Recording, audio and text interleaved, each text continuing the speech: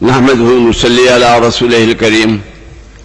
سب صاحب ان 3 بار درود شریف دربار مقدس سرکار عالم صلی اللہ علیہ وسلم میں گزرانی ہے. اللہم صلی علی سیدنا مولانا محمد وعلی آل سیدنا مولانا محمد بعدد من صلی الصوم وصلی علی سیدنا مولانا محمد وعلی آل سیدنا مولانا محمد بعدد من قاد وقام.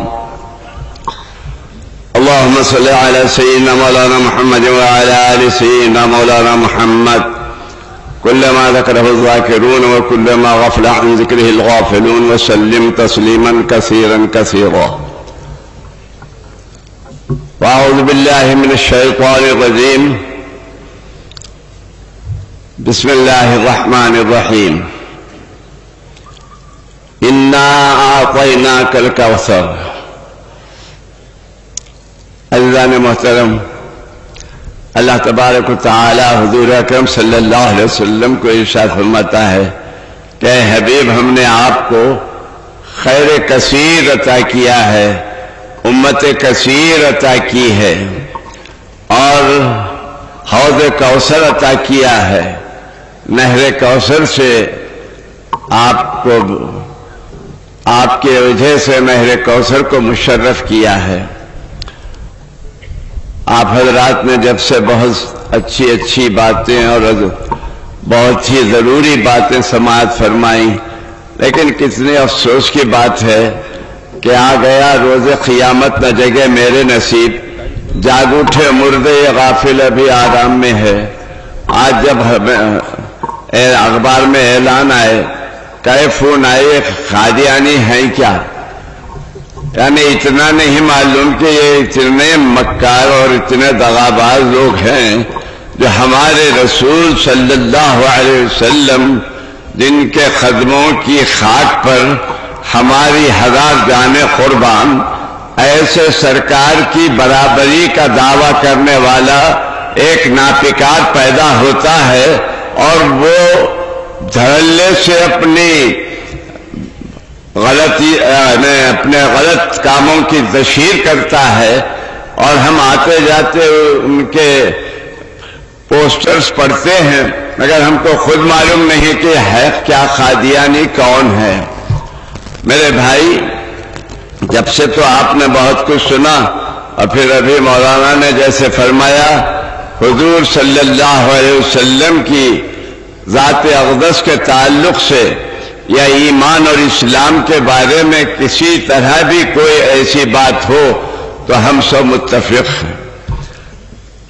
دوسرے بھی متفق نظر آتے ہیں، مگر سنترے کے جیسے ہیں، چھلکا چھلتے ہی سب الگ الگ، اور ہم خربوزے کے جیسے ہیں، باہر سے الگ الگ دکھتے ہیں مگر جب چھلکا چھلتے ہیں تو ایک ہیں. کیونکہ ہمارا اللہ ایک ہے، رسول ایک ہے، دین ایک ہے، قرآن ایک ہے، قبلہ ایک ہے، سب چیزیں ایک ہیں.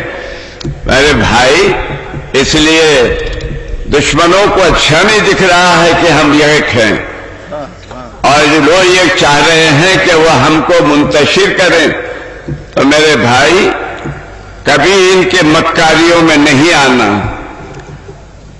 آج ان سے ہماری 60 سال سے لڑائی چل رہی ہے مسلسل. آپ کو معلوم ہونا چاہیے کہ ہمارے ابتدائی سے ان لوگوں سے ہماری جھڑپ اچھی خاصی ہے، اور ہم بھی ان کے تعلق سے جہاں موقع ملا کہتے ہیں، مگر کیا کریں، بے غیرتوں کو کچھ عقل رہی، کچھ شرم رہی. ایک بات سرکار نے فرمایا، حیا چھوڑ دے پھر جو چاہے کر لے. تو میرے عزیز بھائیوں، یہ مذہبی عجیب و غریب ہے. آپ کو سن کے حیرت ہوگی کہ غلام احمد قادیانی کہتا ہے کہ ان کو حیض بھی آتا ہے. جی، اور اب میں کیا بولوں، اللہ میاں خود ان سے مباشرت کیے تو ان کو حمل بھی ہوا، اور حمل ہونے کے بعد یہ خود پیدا ہوئے. اب کس کو حمل ہوا ہوگا؟ جی اب آپ غور کیجئے، بالکل ایسا معلوم ہوتا ہے کہ ایک پاگل ہے جو کچھ جو جی میں آیا بک رہا ہے، اور اس پر اتنا افسوس نہیں ہے، ماننے والوں پر افسوس ہے۔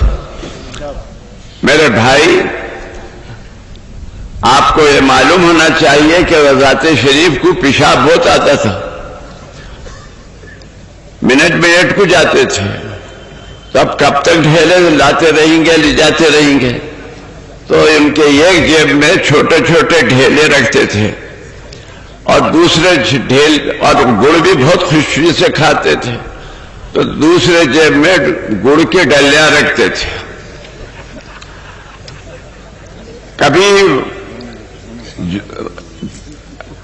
کبھی پیشاب کو بیٹھے تو گڑ سے طہارت کر لیتے تھے، اور کبھی بے خودی میں ڈھیلا منہ میں لے کے گڑ سمجھ کے چوستے رہتے تھے۔ اب آپ بتائیے، ایسا کوئی نبی ہو سکتا؟ پھر سرکار کے بعد کون نبی آ سکتا ہے؟ سرکار خاتم النبیین ہیں۔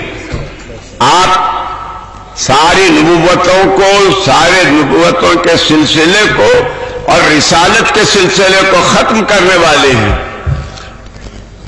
حضرت صلی اللہ علیہ وسلم فرماتے ہیں کہ اگر میرے بعد کوئی نبی ہوتا تو عمر نبی ہوتے، مگر میرے بعد کوئی نبی نہیں ہے، اس لیے عمر بھی نبی نہیں ہے۔ جب عمر فاروق کے جیسا فاروق اعظم نبی نہیں ہو سکا تو یہ ادھر کیڑے مکوڑے کیسا نبی بن سکتے ہیں؟ پھر انہوں نے کہا کہ میری صداقت کی یہ بات لکھ لو، سن لو کہ میری محمدی بیگم سے شادی ہوئی گی۔ محمدی بیگم کوئی تھی ہوگی بیچاری، اس سے شادی ہوگی۔ اس کے باپ نے کیا کیا؟ دوسرے سے شادی کر دی۔ اب لوگ بولے حضرت وہ تو ادھر چلے گئی، بولے نہیں، وہ مرے گا، اس کا شوہر تو پھر میں کروں گا۔ پھر کیا ہوا؟ یہی غائب ہو گئے۔ اس کا شوہر بحالہ ان کے مرنے کے بعد بھی بہت دن زندہ رہا۔ اب ان کے مریدوں سے پوچھے، ان کے ماننے والے بغلولوں سے پوچھے کہ ارے بھائی، تمہارے مرشد تو بولے اس سے شادی ہوئی گی، وہ بھی چلے گیا، وہ بھی ختم ہو گیا، کیا بات ہے؟ تو کہا نہیں، ہمارے حضرت جو بول رہے ہیں وہ بالکل صحیح۔ قیامت تک محمدی بیگم کی کوئی نہ کوئی بیٹی حضرت کے کوئی نہ کوئی پشت کے بعد کسی نہ کسی سے شادی ہوئی گی۔ موجودہ دیکھو ان کا، جی غور کیجیے آپ، کتنی مسخرے پنے کی باتیں بولوں ان کی، اور کیسے ان کے بارے میں ان کے عقلوں کے اوپر جو پتھر پڑے ہیں اس کو کیسے ہٹائیں گے۔ اسی لیے یہ جلسہ اس لیے ہی نہیں رکھیں کہ ان کے ساری باتیں بیان کریں، ہم ان کے ماننے والوں سے بھی ہمدردی رکھتے ہیں کہ وہ توبہ کریں، آ جائیں، اور جیسا کہ ہم اس سے پہلے اعلان ہوا، ہم تم کو آج بھی گلے لگانے کے لیے تیار ہیں، مگر اگر تم اسی حال میں مر گئے تو پھر تمہارے لیے دنیا کچھ مل جائے گی مگر آخرت پوری کی پوری برباد ہو جائے گی۔ یہ مذہب جو ہے یہ کوئی مذہب نہیں ہے، یہ انگریزوں کی پالی ہوئی نسل ہے اور انگریزوں کی ناجائز اولاد ہے، اور یہ انگریزوں کی جو ناجائز اولاد ہے وہ مسلمانوں میں انتشار پیدا کرنا چاہتی ہے۔ تو میرے عزیز بھائیوں، یہ اپنے آپ کو مسلمان ظاہر کرتے ہیں مگر حقیقت میں مسلمان نہیں، اور یہ ہم کو بھی مسلمان نہیں مانتے، اور ہم کو نہ ماننا بہت اچھا ہے۔ ہم تمہارے ماننے سے مسلمان نہیں، تمہاری تصدیق کی ہم کو ضرورت نہیں۔ ہم اللہ کے فضل سے اس اسلام پر قائم ہیں، جس اسلام کے بارے میں اللہ تعالیٰ فرماتا ہے وَإِذَا قِيلَ لَهُمْ آمِنُوا كَمَا آمَنَ النَّاسُ قَالُوا أَنُؤْمِنُ كَمَا آمَنَ السُّفَهَاءُ، تو وہ لوگ اللہ تعالیٰ فرماتا ہے جیسے صحابہ ایمان لائے ہیں ویسے تم بھی ایمان لاؤ، ہم ویسے ہی ایماندار لوگ ہیں۔ تو میرے بھائیوں،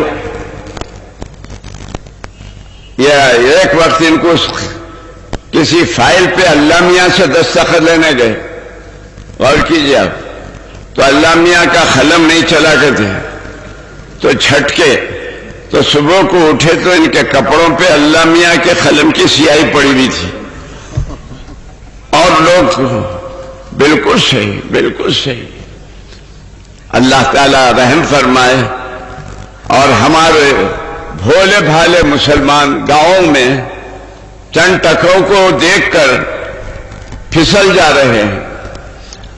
ابھی میں گیا تھا اڑیسہ، وہاں برہم پور میں پروگرام تھا، وہاں معلوم ہوا کہ وہاں ایک بستی کے 3000 مسلمان قادیانی ہو گئے، مگر اللہ تعالیٰ جہاں ایسے نالائقوں کو بھیجتا ہے اللہ والوں کو بھی بھیج دیتا ہے، تو بعض اللہ والے جو وہاں گئے جماعت کے لوگ، تو وہاں انہوں نے جو محنت کی وہ 3000 کے 3000 واپس آ گئے۔ تو میرے عزیز دوستو، ہم لوگوں کو چاہیے کہ محلے میں دیکھیں اور ان سے بائیکاٹ کریں۔ آپ بتائیے کہ ہمارے رسول صلی اللہ علیہ وسلم کی برابری کا دعویٰ کرنے والا کیسا مسلمان رہ سکتا ہے؟